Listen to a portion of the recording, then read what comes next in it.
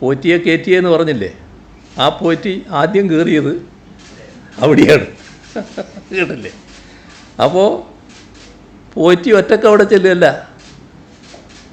പോറ്റി ഒരു ഭാഗത്ത്, പിന്നെ മറ്റൊരു ഭാഗത്ത് ഈ ഇപ്പോൾ അന്വേഷക സംഘം കണ്ടെത്തിയിട്ടുള്ള ഈ സ്വർണം വാങ്ങി എന്ന് പറയുന്ന വ്യാപാരി മറ്റൊരാൾ.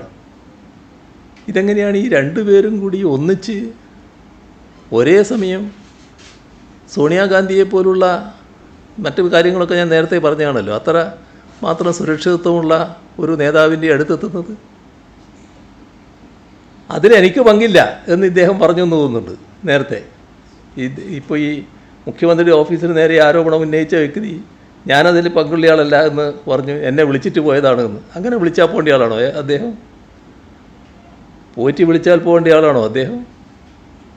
എങ്ങനെയാണ് ഇവരെല്ലാം കൂടി ഒന്നിച്ചെത്തിപ്പെട്ടത്? ഇതിനല്ലേ മറുപടി പറയേണ്ടത്? യഥാർത്ഥ പ്രശ്നം അതല്ലേ?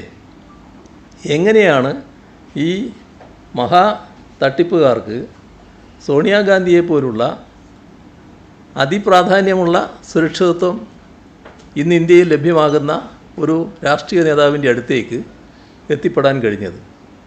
അതിൽ ഇവരുടെ പങ്കെന്താണ്? അല്ലെങ്കിൽ ആരാണ് പങ്കുവഹിച്ചിട്ടുള്ളത്? അതിന് ഉത്തരവാദി? അതല്ലേ ആദ്യം വ്യക്തമാക്കേണ്ടത്. അതിന് മറുപടി പറയാൻ കഴിയാത്തപ്പോൾ പണ്ട് കുട്ടികൾ പറയാറില്ലേ, ഈ ഒന്നും പറയാനില്ല കൊഞ്ഞനം കുത്തുക, ആ ഒരു പരിപാടി സ്വീകരിക്കലാണോ വേണ്ടത്? എന്നാൽ പിന്നെ ഇരിക്കട്ടെ, മുഖ്യമന്ത്രിയുടെ ഓഫീസിന് നേരെ ഇരിക്കട്ടെ എന്ന് പറഞ്ഞ് അങ്ങനെ ചാർത്തി തന്നതുകൊണ്ട് ഞങ്ങൾക്കതിൻ്റെ ഉത്തരവാദിത്വം വരുമോ?